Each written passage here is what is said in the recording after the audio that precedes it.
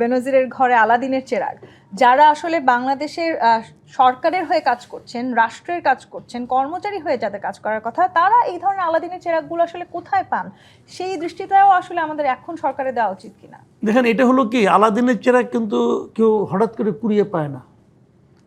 মানে গল্পের আলাদিনের চেরাগ হঠাৎ করে কুড়িয়ে পায়, কিন্তু বাস্তবে আলাদিনের চেরাগ যেটা অর্জন করে, এটা অর্জন করে এভাবে যে সরকারে যারা থাকেন এবং সরকারে যে রাজনৈতিক শক্তি থাকুক অথবা অরাজনৈতিক শক্তি যেই থাকুক, তাদের প্রশ্রয় হয়। তারা চায় যে আমার অনুগত একটা বাহিনী গড়ে উঠুক, অনুগত একটা মাস্তান বাহিনী গড়ে উঠুক, এবং সেইটা গড়ার জন্য তারা কিছু কিছু লোককে প্রশাসনের হোক অথবা মানে পুলিশের মধ্যে হোক অথবা আর্মির মধ্যে হোক, তারা কিছু কিছু লোককে প্রশ্রয় দিয়ে ওরকম একটা লাঠিয়াল বাহিনী তারা তৈরি করে, যেটা নাকি শেখ হাসিনা বেনজিরকে দিয়ে তৈরি করিয়েছিলেন। বেনজির যে দুর্নীতিগুলি করতেন শেখ হাসিনা জানতেন না? অবশ্যই জানতেন, সবাই জানতো। তো জানার পর তারা করতে দিয়েছেন কেন? তাদের কাছ থেকে সেই সার্ভিসটা পাবেন এই আশা করে দিয়েছেন, এবং একসময় তাদেরও প্রয়োজন ফুরিয়েছে, তার প্রতি সে আগ্রহ কমে গেছে।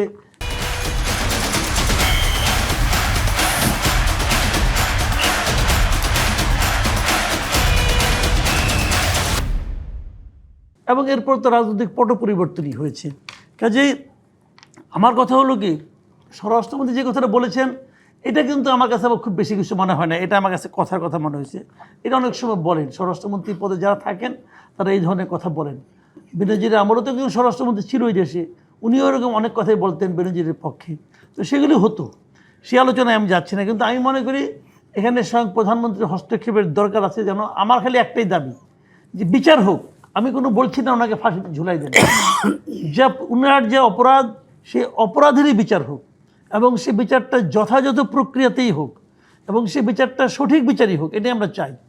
কিন্তু দ্রুত হোক, আমার একটাই দাবি, দ্রুত হোক।